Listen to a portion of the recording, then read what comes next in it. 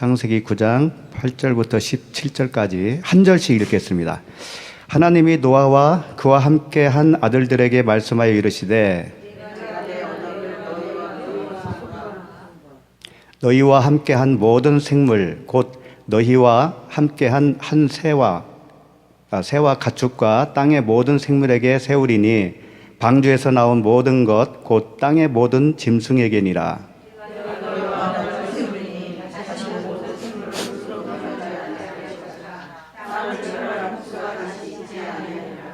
하나님이 이르시되 내가 나와 너희와 및 너희와 함께하는 모든 생물 사이에 대대로 영원히 세우는 언약의 증거는 이것이니라.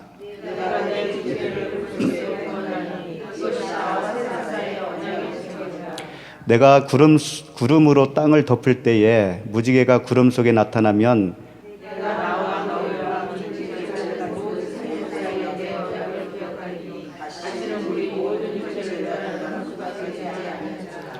무지개가 구름 사이에 있으리니 내가 보고 나 하나님과 모든 육체를 가진 땅의 모든 생물 사이에 영원한 언약을 기억하리라. 하나님이 노아에게 또 이르시되 내가 나와 땅에 있는 모든 생물 사이에 세운 언약의 증거가 이것이라 하셨더라. 네, 오늘 말씀은 무지개 언약이에요. 언약 하면 이제 생각나는 게 있죠.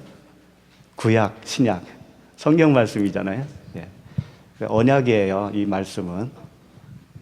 그래서 이 말씀을 오해하면, 언약으로 붙들지 아니하면 결국은 우리는 하나님을 망령된 자로 섬기게 되어 있어요.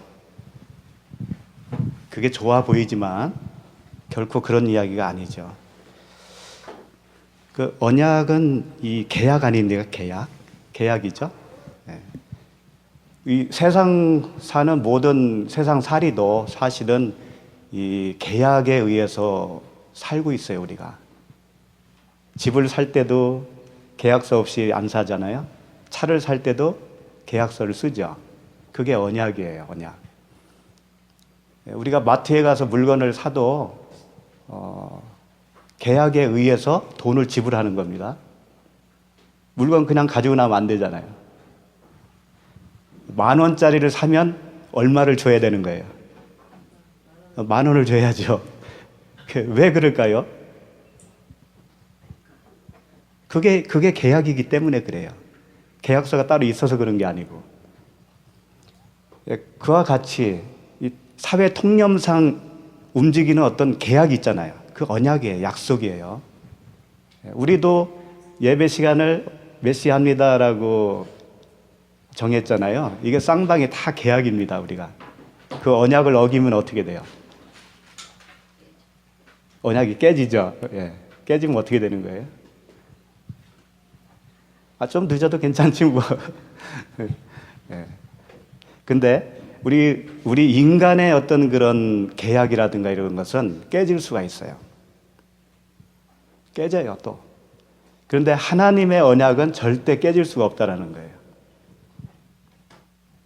하나님은 이 일방적인 계약이죠. 일방적인 언약이었어요.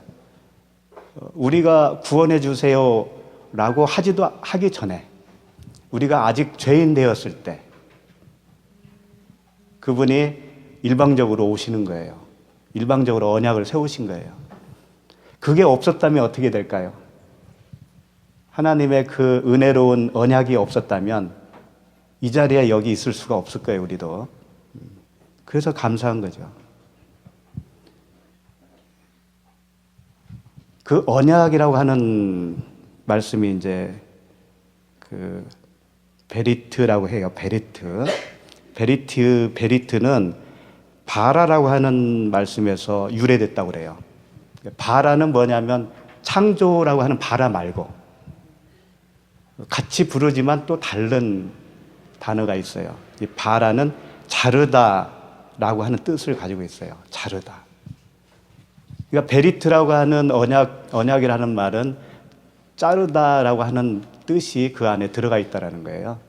그래서 그 옛날 성경 시대에는 쌍방이 계약을 할 때 고기를 자르고 거기를 서로 지나갔다고 그러잖아요. 그것을 하나님이 노아와 함께 아브라함에게 한번 요구한 적이 있었죠. 아브라함이 고기를 갈라놓고 기다렸더니 하나님이 불로 임하셨죠. 햇불로 지나갔죠. 그러니까 자르다라고 하는 의미가 언약 속에 있다라는 거죠. 그래서 언약은 자르는 건데 뭘 자르는 걸까요?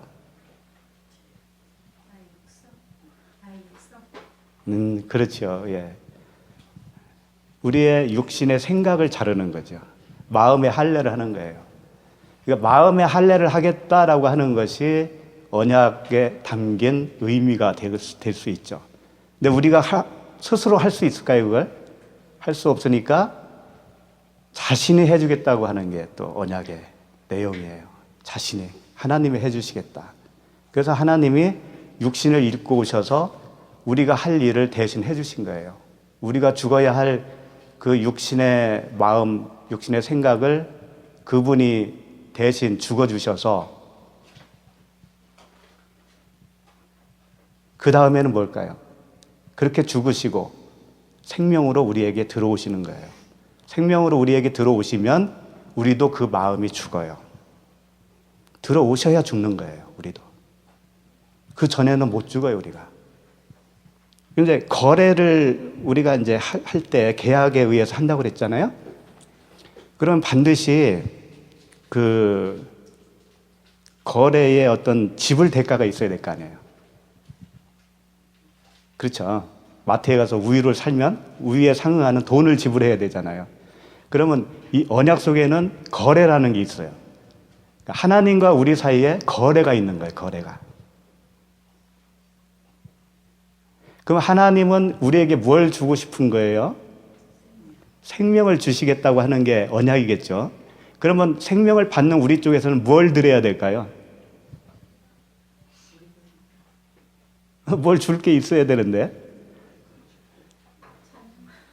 내가 육신으로 열심히 무엇을 생산해내서 하나님께 드린다고 하는 그런 사람들 있잖아요. 바리새인들. 그런 사람들은 하나님과 거래를 하는 거지요. 거래를 해요. 행위로 거래를 한다고요. 그런데 독사의 자식이라는 말을 들었잖아요. 그러니까 우리도 그런 방향으로 가면 거래가 잘못된 겁니다. 그러면 어떤 거래를 원하실까, 하나님은? 이사야서 55장 1절을 보시면 잘 아시는 구절이니까 읽어드릴게요. 오호라 너희 모든 목마른 자들아 물로 나아오라. 돈 없는 자도 오라. 너희는 와서 사 먹되 돈 없이 값 없이 와서 포도주와 젖을 사라. 여기서 포도주와 젖은 하나님의 생명이겠죠. 그러니까 조건은 뭐예요? 조건이? 우리가 하나님께 드려야 할 조건이 여기 다 들어있어요, 지금. 목마른 자들아 물로 나아오라고 그랬잖아요. 나가는 게 조건이에요. 나가는 게 조건. 근데 나가는데 돈 없는 자도 와. 사 먹는데 값없이 와서 사. 그러니까 가져갈 건 없어요, 우리가. 가져갈 건 없는데 오라는 거예요. 오라는 거예요. 근데 가지는 않고 자꾸 선물로 소포로 보내. 하나님께. 뇌물을 보내는 거예요, 뇌물을. 그럼 하나님은 그걸 못 받으시는 거예요.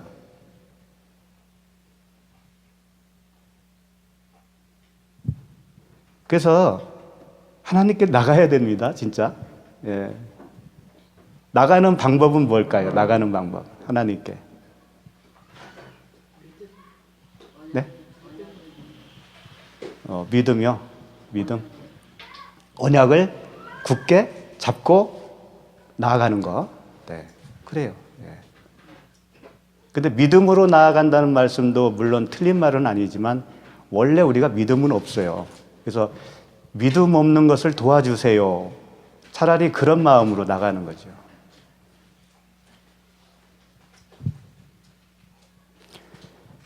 주님이 그러잖아요. 골방에 들어가서 문을 닫고 기도하라고 그랬잖아요. 그게 나아가는 겁니다. 내 마음 속에 있는 골방.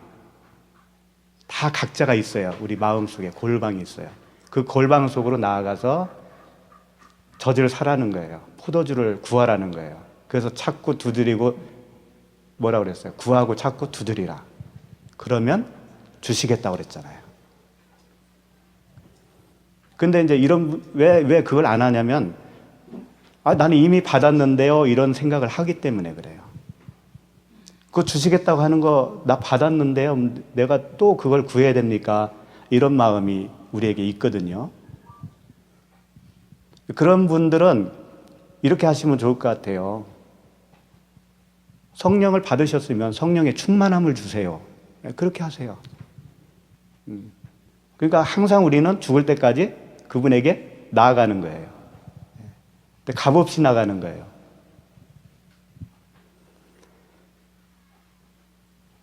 제가 이제 신앙생활 하면서 3가지 말씀을 외웠어요. 3가지 말씀. 그래서 그 3가지 말씀을 언제 속으로 외우냐면, 신기하게도 아침 세수할 때마다 세수만 하면 신기하게 그 말씀이 외워지는 거예요. 근데 하나는 주기도문이에요. 주기도문. 또 하나는 갈라디아서 2장 20절이었어요. 내가 그리스도와 함께 십자가에 못 박혔나니. 무슨 뜻인지도 모르고 그냥 외운 거예요. 또 한 가지 뭐 있는지 알아요? 이 2가지를 이렇게 외우다 보니까 너무 영적인 것 같아. 그래서 내가 너무 영적인 것만 구해서 현실이 어려운가? 이런 생각을 하게 됐어요. 그래서 말씀을 좀 찾아봤더니 딱 맞는 말씀이 있더라고요. 아무것도 염려하지 말고 오직 모든 일에 기도와 간구로 너희 구할 것을 감사함으로 하나님께 아뢰라. 그리하면 모든 지각에 뛰어난 하나님의 평강이 너희 마음과 생각을 지키시리라. 그 말씀이에요. 근데 그걸 외웠는데 왠지 좀 안 좋은 거예요. 왜? 모든 일에 염려하지 말고 모든 일에 기도와 간구를 구하라고 했는데, 그럼 그 모든 일을 해결해 주겠다는 말은 없고 뭐라고 돼 있죠? 너희 마음과 생각을 지킨다고 그랬어요. 그게 뭔가 모르게 좀 찝찝해, 이게. 그래도 이 말씀이 좀 현실적인 문제를 해결해 줄 것 같은 그런 믿음이 온 거예요. 그래서 이 3가지 말씀이 세수할 때마다 생각이 나는 거예요. 웃기잖아요. 왜 그러는지 모르겠어, 나도.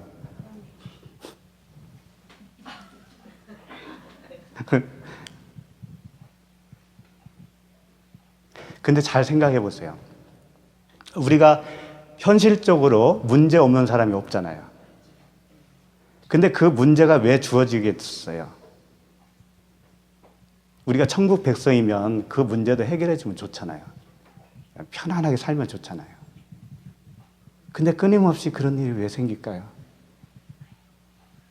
저는 그걸 하나님께 나아오라고 하는 사인으로 봐요. 한번 생각을 해보세요.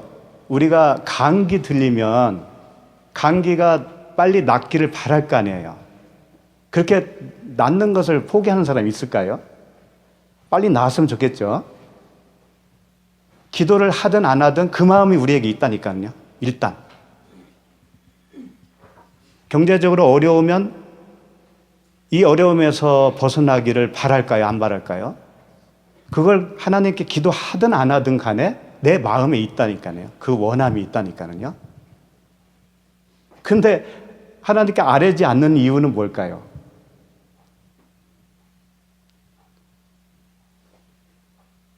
그런 것은 이방인들이 구하는 거니까. 그건가요? 물론 그럴 수도 있어요. 그것은 정말 성령 충만하면 그 마음이 와요. 그러니까 문제가 있음에도 불구하고 뛰어넘을 수 있는 은혜가 임하면 괜찮아요. 그런데 그 전에는 괴롭다고요. 그러니까 괴로우니까 어떻게 해야 되겠어요? 내 마음의 원함이 먼저 왔는데 왜 가만히 있어요? 알아야 되겠죠? 그걸 가지고 일단 나가는 거예요. 나가는데 하나님은 바꿔줘요. 기도를 바꿔줘요. 깨닫게 해줘요. 그걸로 나오게 했는데 네가 진짜 원하는 게 무엇인지 아니? 그러면서 가르쳐 주셔요. 그래서 위험하지 않는 거예요. 그러니까 우리가 그동안의 말씀을 들었으니까 진짜 기도가 뭔지는 다 아실 거예요. 정말 정말 구해야 될 것이 무엇인지 다 아셨을 거라고 이제는. 그러면 하나님과 항상 그 사귐이 있어야 되겠죠. 그렇죠? 정말 그 원하는 거. 그래서 이 언약이라고 하는 게요. 이 본문 말씀, 오늘 읽은 본문 말씀만 해도 7번이나 나오고 구약 전체에 260번 이상이 나와요. 엄청 많이 나와요. 근데 구약은 옛 약속이죠. 신약은 새로운 약속이고. 그러면 옛 약속은 뭘까요? 이렇게 해 주겠다라고 하는 것이고, 신약은 그 약속이 성취되는 거잖아요. 예수 그리스도께서 오셔서 그 언약을 성취해 주시는 거예요. 근데 나에게도 구약과 신약이 있어요, 사실은. 우리 각자에게도. 그러니까 말씀을 듣고 교회 생활을 했지만 구약이 시작되는 거예요. 먼저. 그게 구약이에요. 구약은 율법으로 주어지는 거예요. 근데 신약은 그 언약이 성취되면 신약인데, 한마디로 말하면 그리스도께서 내 안에 오시면 그게 신약인 거예요. 성취인 거예요. 약속의 성취. 그리스도가 오시면 그게 거듭남이에요. 좀 이게 말씀 준비하다가 찾은 말씀이 하나 있어서 신명기 29장 잠깐 보실까요? 신명기 29장 12절부터 15절이에요. 신명기 29장 12절 보시면 내 하나님 여호와의 언약에 참여하며 또 내 하나님 여호와께서 오늘 내게 하시는 맹세에 참여하여. 지금 이스라엘 백성에게 여호와의 언약에 참여하고 여호와의 맹세에 참여하여. 그러니까 우리들도 이 언약에 참여한 겁니다. 우리들도 그 맹세에 참여를 한 거예요. 그런데 재미있는 게 이 맹세라는 말씀이 알라라고 하는 단어인데요. 이게 저주라고 하는 단어도 돼요. 같이 쓰고 있어요. 그래서 참 이게 중요하구나. 하나님의 맹세는 뭐예요? 언약에 들어있는 사람에게는 맹세가 되는 거예요. 그 언약을 이루어 주시겠다고 하는 맹세가 되지만 언약 안에 들어오지 않은 사람에게는 맹세가 어떻게 변하냐면 저주로 변한다고요. 똑같은 단어인데. 그래서 그 저주라고 하는 단어로 사용한 부분을 제가 하나 읽어드릴게요. 그 29장 21절에 있는데 여호와께서 곧 이스라엘 모든 지파 중에서 그를 구별하시고 이 율법책에 기록된 모든 언약의 저주대로 그에게 화를 더하시리라. 언약의 저주대로 할 때 이 저주가 알라, 똑같은 단어예요. 맹세하고 똑같은 단어. 그러니까 언약 안에 들어있으면 축복의 통로가 되는 거예요. 근데 언약 안에 안 들어있으면 저주의 통로가 되는 거예요. 굉장히 중요한 겁니다. 언약 안에 들어있다는 게. 그럼 이제 언약 안에 들어있는가 없는가를 이제 오늘 본문 말씀 다 보면 자신을 다시 한번 점검하게 될 거예요.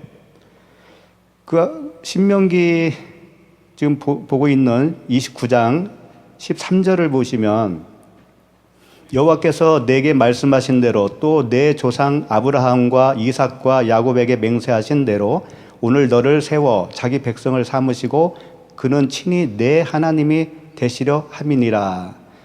이건 이제 언약의 갱신을 말씀하고 있어요. 오늘 노아에게 언약을 세웠죠. 노아의 아들에게 그게 전수되고, 그 다음에 아브라함, 그 다음에 아브라함과 누구예요? 이삭과 야곱, 그 다음에 다윗과 솔로몬과 모세와 여호수아와 쫙 이어지잖아요. 언약의 갱신을 합니다. 그때마다 사람이 바뀔 때마다. 그래서 예수 그리스도에까지 이르는 거예요. 그 언약이. 그래서 오늘날 우리까지 그 언약이 이르러서 언약 백성으로 삼으시는 겁니다. 그게 성경 66권의 말씀이에요. 14절 보시면 내가 이 언약과 맹세를 너희에게만 세우는 것이 아니라, 언약과 맹세라는 말씀을 꼭 하시잖아요. 오늘 우리 하나님 여호와 앞에서 우리와 함께 여기 서 있는 자와 오늘 우리와 함께 여기 있지 아니한 자에게까지니이다. 네. 그러니까 이스라엘 백성, 그 당시에 그 사람들뿐만이 아니고 모든 사람에게 이 언약이 유효하다라고 하는 말씀이에요. 근데 원래는 우리가 이 언약에 있었을까요? 언약 안에? 그렇지 않았었거든요. 에베소서 2장으로 가면 이런 말씀 하셔요. 에베소 2장 12절 13절 보시면 그때에 너희는 그리스도 밖에 있었고 이스라엘 나라 밖의 사람이라 약속의 언약들에 대하여는 외인이요 세상에서 소망이 없고 하나님도 없는 자이더니. 우리가 이스라엘 나라 족속이 아니라서 약속에 대하여 외인이란 뜻이 아닙니다. 그것은 이스라엘, 눈에 보이는 이스라엘 백성도 언약 백성이 있고 아닌 백성이 있는 거예요. 그러니까 꼭 그 이스라엘이라고 했을 때 이스라엘 나라 밖의 사람이라고 할 때는 그 영토적으로 이스라엘을 얘기하는 거 아니에요. 하나님의 택하신 그 언약 백성이 따로 있다라는 거예요. 그런데 너희들은 다 처음에는 그 약속에 대하여는 언약 밖에 있었던 외국인이다, 그런 뜻이었어요. 허물과 죄로 죽은 그냥 죄인일 뿐이었단 말이에요. 우리는 의인은 없나니 하나도 없어요. 그러니까 그 언약 밖의 사람이죠. 그런데 그런 사람들을 하나님이 부를 때가 있다라는 거예요. 그러니까 은혜죠, 은혜. 예. 그래서 그 13절에 보면 이제는 하나님이 우리를 부르셨으면 이제는 전에 멀리 있던 너희가 그리스도 예수 안에서 그리스도의 피로 가까워졌느니라. 그리스도의 피로 가까워졌느니라. 그러니까 그리스도의 피로 가까워졌는지를 봐야 되는 거예요. 내가 언약 백성인가 볼 때는. 그래서 오늘 다시 창세기 9장으로 오셔서 8절부터 10절까지 내용을 보시면 노아와 그의 아들들과 그 다음에 새, 가축, 짐승, 땅의 모든 생물, 이런 자들에게 주신 언약의 말씀이다라고 되어 있어요. 근데 여기서 잘 보시면 노아와 그의 아들들은 나오는데 빠진 게 있죠. 아내들이 안 나와요. 며느리들이 안 나오는 거예요. 왜 그럴까요? 아니, 이전에는 하나님이 말씀하실 때, 노아 가족 이야기 하실 때 항상 그 며느리가 빠진 적이 없다니까요. 물론 며느리라고 하는 단어도 이샤예요. 여자라는 뜻이에요. 근데 이제 여자가 없는 거예요, 지금은. 네, 생명이 있어서요. 예. 그 전에는 남자, 여자 따로 있었죠. 우리가 다 여자잖아요. 근데 이제 그 생명을 받은 우리는 남자가 되는 거죠. 비로소 남자가 되는데 사실은 하나님 나라에서는 남자, 여자가 없어요. 성 구별이 없어요. 그래서 성령은 중성형으로 나옵니다. 중성형이에요. 주와 합한 자는 한 영이 됐잖아요, 우리도. 그러면 우리도 성별로 구분할 수가 없는 존재예요. 그러니까 영으로 사랑하는 거예요. 우리는 중성이에요. 그래서 계시록 이전에 예수 그리스도께서 사복음서에 나오는 예수님을 표현할 때 세상 죄를 지고 가는 하나님의 어린 양 나오죠. 그 어린 양은 남성용으로 되어 있지만은 계시록에 가서 이제 그 어린 양이 또 나와요. 다 이루시고 성령으로 계신 그분을 표현할 때 어린 양은 중성령으로 나와요. 신기하죠. 그래서 여기서는 며느리가 안 나오는 거예요. 나올 필요가 없는 거예요. 그래서 8절부터 10절까지는 그 언약 안에 들어있는 모든 백성들을 새, 짐승, 가축 이런 걸 표현했지만 다 이제 구원받은 백성들입니다. 11절을 한번 읽겠습니다. 9장 11절 시작. 내가 너희와 언약을 세우리니 다시는 모든 생물을 홍수로 멸하지 아니할 것이라. 땅을 멸할 홍수가 다시 있지 아니하리라. 네, 다시 홍수가 있지 않는다라고 하는 이유는 뭘까요? 이제 심판이 다 끝났잖아요. 네? 심판이 끝났어요. 십자가에서 죽었어요. 이제는 죽고 다시 그리스도와 함께 살아났으니까 다시 그 심판이 필요가 없지요. 그 말입니다. 홍수가 이 세상에 홍수 있습니까? 없습니까? 있죠. 이 말씀이 진짜라면 홍수가 없어야 되잖아요. 그럼 또 그렇게 말하니까 노아의 방주 사건 때와 같은 홍수는 없잖아. 이렇게 얘기하기도 하는데 그래도 어마어마한 홍수 많습니다. 사람 많이 죽어요. 그런 말씀은 아닌 거예요. 이제 구원 받으면 그 심판이 끝났다 그런 얘기예요. 자, 12절 읽겠습니다. 시작. 하나님이 이르시되 내가 나와 너희와 및 너희와 함께하는 모든 생물 사이에 대대로 영원히 세우는 언약의 증거는 이것이니라. 네, 여기서 이제 그 언약의 증거 그 다음 절에 나오겠죠. 모든 생물 사이에 대대로 영원히 세우는 언약. 근데 여기서 영원이 뭐냐 이거예요. 영원은 올람이라고 합니다. 히브리어로 영원. 그러니까 영원히 세우는 언약이라고 한다면 어떤 뉘앙스로 생각이 돼요? 영원히. 예? 끝이 없는 기간을 생각하기 쉽잖아요. 물론 그것도 맞지만 그것보다는 영원히 세우는 언약이라고 했을 때는 영원으로 이끄는 언약이다 이런 뜻이에요. 하나님 나라로 이끄는 언약이다 그런 얘기라고요. 그러니까 영원토록 세우는 언약이 아니라. 그래서 요 비슷한 말씀들이 구약에 이런 말씀들이 있잖아요. 내가 세운 이 규례 있잖아요. 규례. 이 규례는 영원하다. 그런 표현들이 있어요. 그러면 그 규례가 끝이 없이 계속 이어지는 기간으로 보면 지금도 그 규례를 행해야 되잖아요. 그렇죠?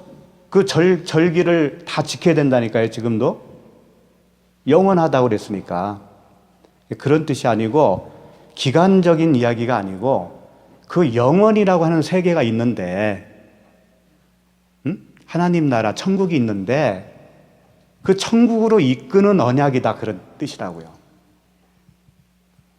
그러니까 이 언약이 성취가 되면 그 사람에게는 천국이고 그 사람에게는 영원이라고 하는 거예요. 그 사람에게는 하나님 나라라는 거예요. 그런 뜻입니다. 그래서 영원은 현재만 있어요. 과거, 미래 이런 게 없어요. 그냥 현재만 있는 거예요. 현재만. 그러니까 우리가 영원을 산다고 하는 것은 오늘 현재만 살면 되는 거예요. 오늘 하루만 살면 되는 거예요.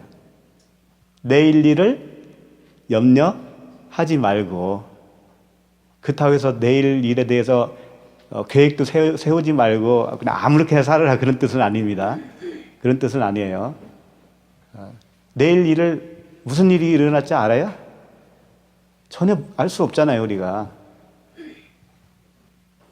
하루만 살면 됩니다, 우리는. 하루. 그날 주어진 대로 최선을 다해서. 그러니까 하나님 나라에 하겠다고 하는 언약이 되는 거예요. 영원히 세운다는 그 언약은. 그래서 이런 말씀 하신 거죠. 요한복음 3장 3절에 예수께서 대답하여 이르시되 진실로 진실로 내게 이르노니 사람이 거듭나지 아니하면 하나님의 나라를 볼 수 없느니라. 거듭나지 아니하면 하나님 나라를 볼 수 없다라는 거예요. 그러면 거듭나면 어떻게 된다는 거예요? 하나님 나라를 볼 수 있는 거죠. 하나님 나라 보고 계십니까? 자, 하나님 나라를 본다고 할 때 이 단어가 에이도라고 하는 단어예요. 에이도. 본다라고 하는 단어가 여러 가지 있어요. 헬라어에는 호라우라고 하는 단어가 있고 에이도, 블랙보 이런 단어들이 있는데 언제 기회 되면 이제 이런 정리를 한번 해드릴게요. 근데 에이도는 뭐냐면 경험하는 걸 얘기하는 거예요. 경험. 호라우는 뭔지 알아요? 육으로 볼 수 없는 어떤 것을 보는 거예요. 그 영혼의 세계를 보는 거예요. 에이도는 경험을 하는 거예요. 경험을. 그러니까 우리가 거듭난 자들은요, 이 세상 하루하루 살면서 천국을 경험하는 거예요. 그게 하나님 나라를 보는 겁니다. 나에게 오는 모든 환경, 그 사건들이 어떻게 해석되어지겠어요? 거듭난 자들에게는. 그게 하늘로 다 해석이 됩니다. 하늘로. 그게 하늘을 사는 거예요. 그게 천국을 보는 거고. 그런 뜻이에요. 그러니까 그렇게 해주겠다고 하는 언약이라니까요. 세상에 있지 않는 그 하나님 나라에서 네가 살게 하겠다. 거듭남이라고 하는 건 그런 차원이에요. 자, 창세기 9장 13절, 15절, 13절에서 15절 다 같이 읽겠습니다. 시작. 내가 내 무지개를 구름 속에 두었나니 이것이 나와 세상 사이의 언약의 증거니라. 내가 구름으로 땅을 덮을 때에 무지개가 구름 속에 나타나면 내가 나와 너희와 및 육체를 가진 모든 생물 사이에 내 언약을 기억하리니 다시는 물이 모든 육체를 멸하는 홍수가 되지 아니할지라. 네, 여기서 이제 무지개라는 말씀이 나왔습니다. 그리고 구름 속에 무지개를 두었다 그랬어요. 무지개 아시죠? 무지개가 구름 속에서 나옵니까? 아니면 구름 밖에 있습니까? 네? 구름 속에? 그러면 안 보일 건데. 잘 안 보일 텐데. 이 말씀이 있으니까 그러는 거예요, 지금.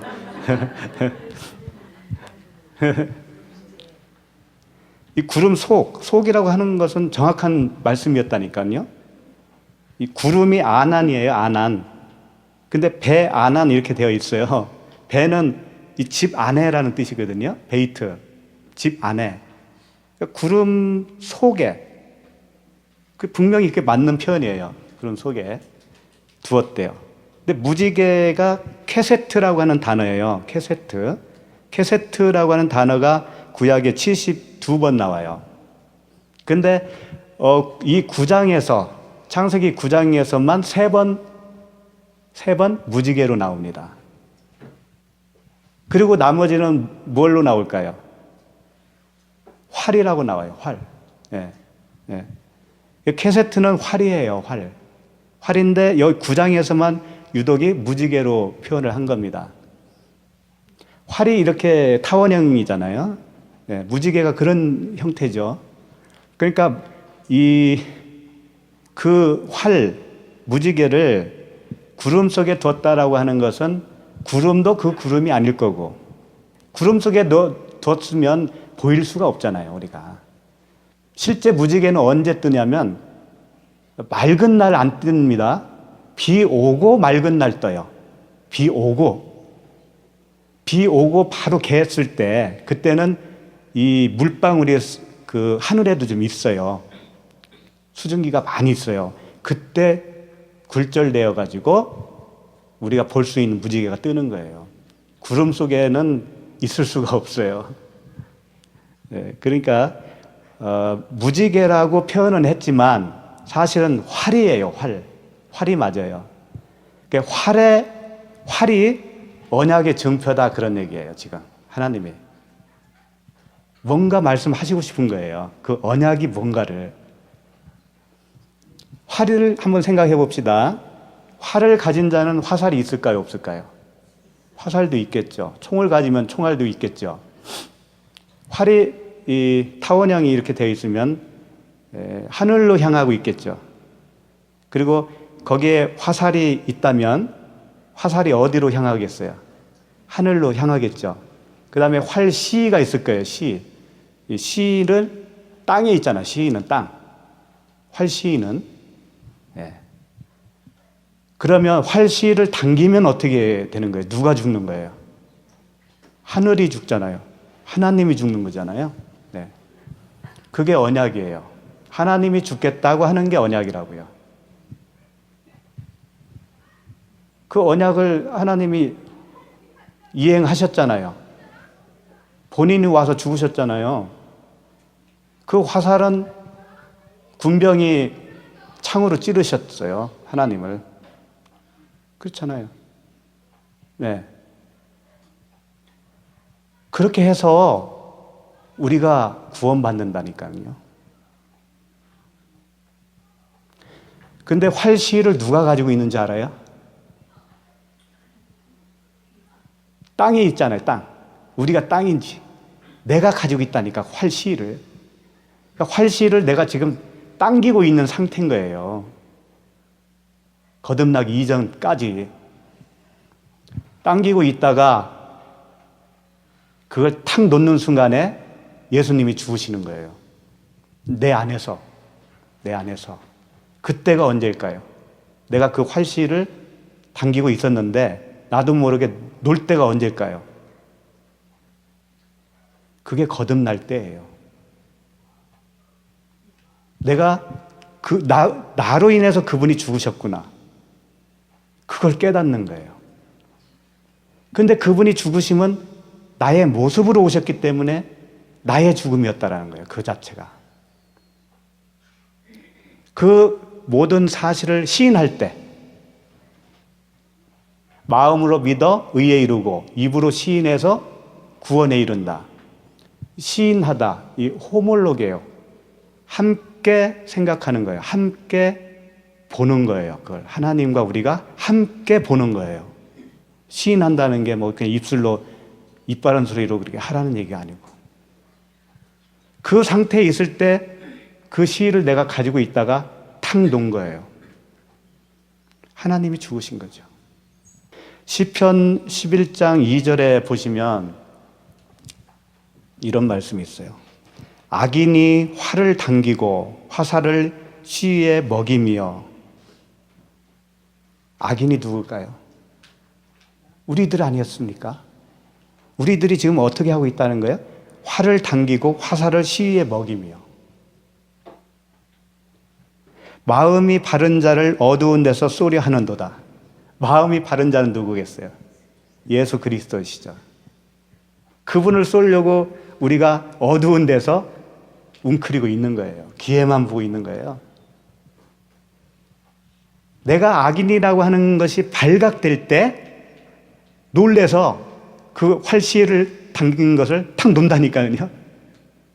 그래서 하나님이 죽으신 거예요. 그래서 그 군병이 창으로 주님을 찌르신 겁니다. 그렇게 표현을 하고 싶은 거예요.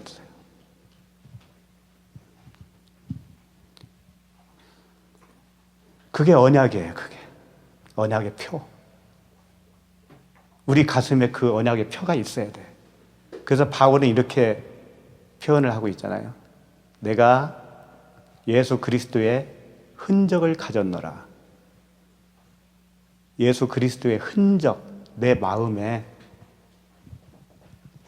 그 내 마음이 찢어지는 그 흔적, 마음의 할례가 일어날 때의 흔적, 그 흔적이 있다면 여러분 언약 안에 있는 축복의 사람들이에요. 그 흔적이 없으면 어떻게 해야 되는 거예요? 돈 없이, 값 없이 와라. 와서 젖을 사. 내가 줄게.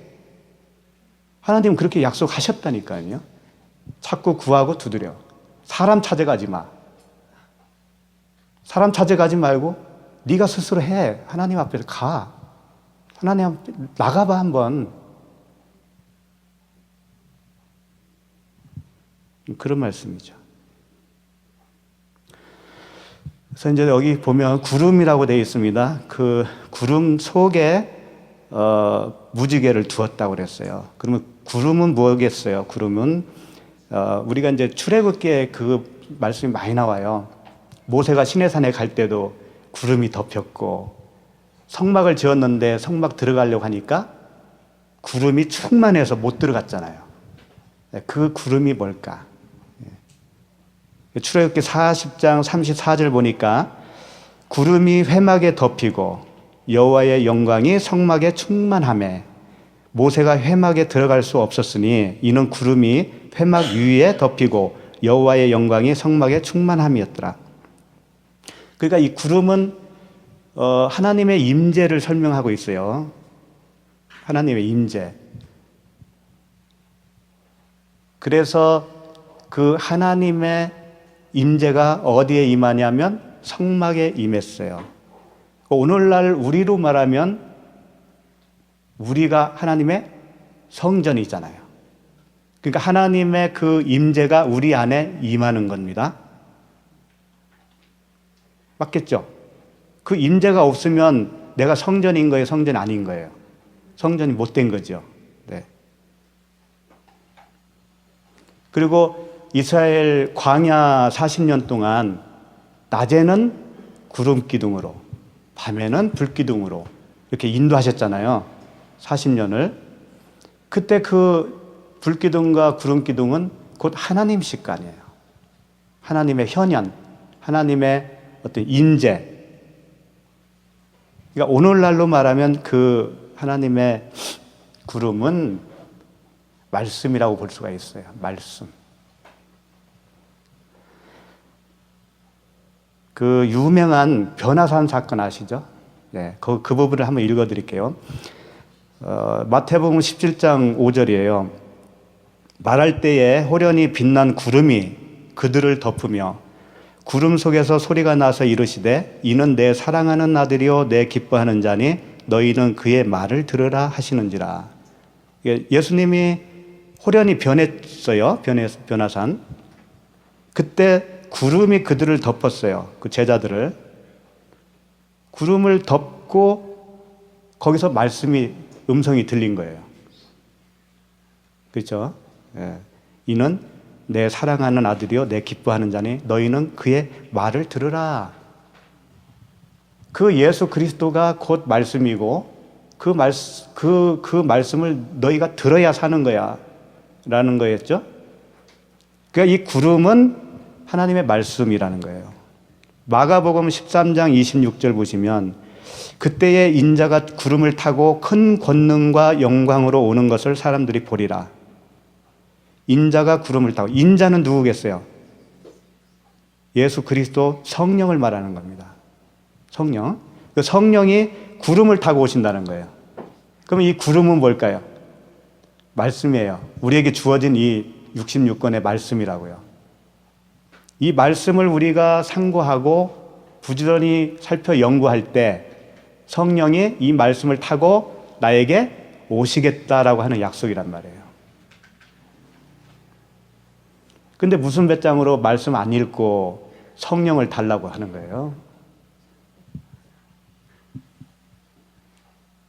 네, 그래요. 그러니까 구름 속에 그 활을 숨겨놨다고 하는 것은 그 말씀을 보잖아요, 우리가. 이 말씀을 보면 그 활, 예수 그리스도를 찌른 활, 나도 그리스도와 함께 죽었다라고 하는 그 사실, 그것을 알게 된다 이거예요. 그걸 발견하게 될 거라는 거예요. 그 구름 속에 있으니까. 그 화를 보려면 어디로 들어가야 돼요? 구름 속으로 들어가야 된다니까, 우리도. 근데 그분이 오시겠다라는 거예요. 구름을 타고 오시겠다라는 거예요. 그러니까 너희들은 그냥 나오기만 해. 나에게 나오기만 해. 말씀으로 나아오고 기도로 나아와. 그러면 내가 만나줄게.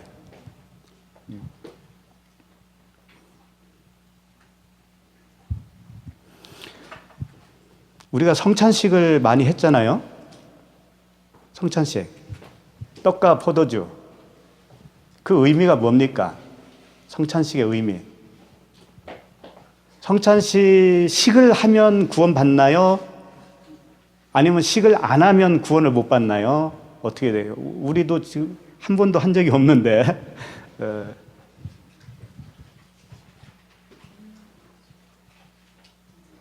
그 부분이 마태복음 26장 26절에 있죠.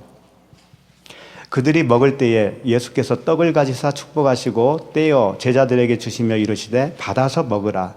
이것은 내 몸이니라 하시고. 떡이 누구라는 거예요? 예수 그리스도, 예수님의 몸이라는 겁니다. 몸. 그 다음에 또 잔을 가지사 감사 기도하시고 그들에게 주시며 이르시되 너희가 다 이것을 마시라. 이것은 죄사함을 얻게 하려고 많은 사람을 위하여 흘리는 바 나의 피, 곧 언약의 피니라. 떡은 죽어야 할 육체를 설명하고 있고요. 피는 언약에 담긴 그 생명을 말하는 거예요. 다시 한번. 그 하나님과, 그러니까 예수 그리스도와 합하여 세례를 받고 그랬잖아요. 예수 그리스도와 함께 장사 지냈다. 예수 그리스도와 함께 십자가에 죽었다. 라고 하는 것은 떡을 상징하는 거예요. 떡을 먹는 걸 상징하는 거예요, 우리가. 그럼 말씀을 먹어요. 말씀을 먹으면, 말씀이 이 성경정서 66권이죠. 이 말씀을 먹으면 내가 죽는 거예요. 응? 그게 세례잖아요. 죽여요. 이 말씀이 나를 죽인다니까. 그리고 피를 먹는 거예요. 피는 지난주에 내가 말씀드렸지만 피는 먹지 말라고 그랬잖아요. 피채 먹지 말라. 피는 내 안에서 흐르는 거라고 했잖아요. 흐르는 거. 그러니까 피는 먹는 건 아닌데 그분이 들어오셔요. 그 피는 성령이시니까. 물, 피, 성령은 하나라고 그랬습니다. 그렇죠? 그러니까 성령은 내가 먹는 건 아닌데 들어오신다니까. 들어오시기 때문에 피채 먹지 말라고 한 거예요. 육체로는 너는 죽어야 되고 그 피, 성령으로 네가 다시 태어나야 되는 거야. 그 말씀을 하신 거예요. 그래서 그 요셉이 어디 갔더라? 요셉이 감옥에 간 적이 있었죠. 감옥에 갔더니 동료들이 왔죠. 떡관원장과 술 맡은 관원장, 그분들이 오셔서 꿈 이야기를 했단 말이에요. 그때 꿈 해몽을 잘 해줬잖아요. 떡관원장, 떡 맡은 관원장은 너 3일 있다 죽을 거야. 그리고 술 맡은 관원장에게는 너 3일 있다가 복직할 거야. 그랬단 말이에요. 근데 그대로 됐어요, 이게. 됐어요. 떡은 뭐예요? 죽어야 할 예수의 그 육체를 설명하는 거예요. 술 맡은 관원장은 복직했잖아요, 복직. 죽었는데 복직한 거예요, 지금. 그러니까 두 사람이 한 역할을 하는 거예요. 한 가지를 두 사람이 역할 분담을 해서 설명한 거예요.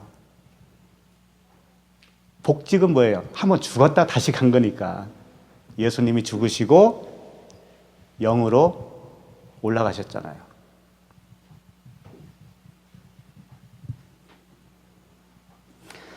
그래서 우리 모두에게도 이 피로 세운 언약, 죽어야 새 사람이 된다고 하는 그 언약의 말씀이 우리 모두에게 성취되기를 바랍니다.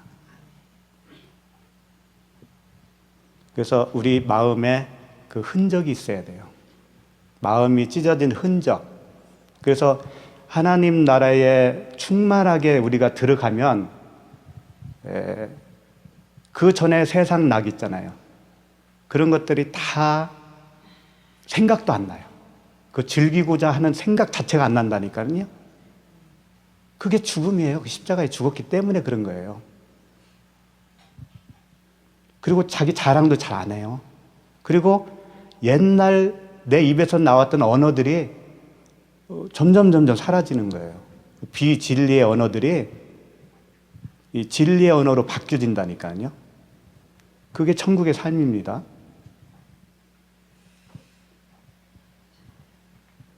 그리고 우리에게 임한 어떤 환경적이고 어려운 문제들, 질병 이런 것들은 우리에게 있는 동안에 다 있을 수 있어요. 그래도 그것까지도 천국의 뜻으로 풀이가 돼요. 그래서 자유가 일어나는 겁니다.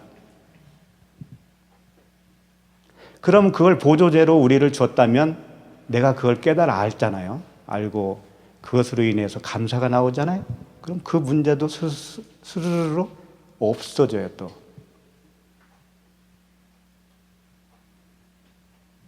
그러니까 매일매일 애도하는 거예요. 그 하나님 나라, 천국을 보는 거예요. 경험으로 보는 거예요. 경험으로. 네.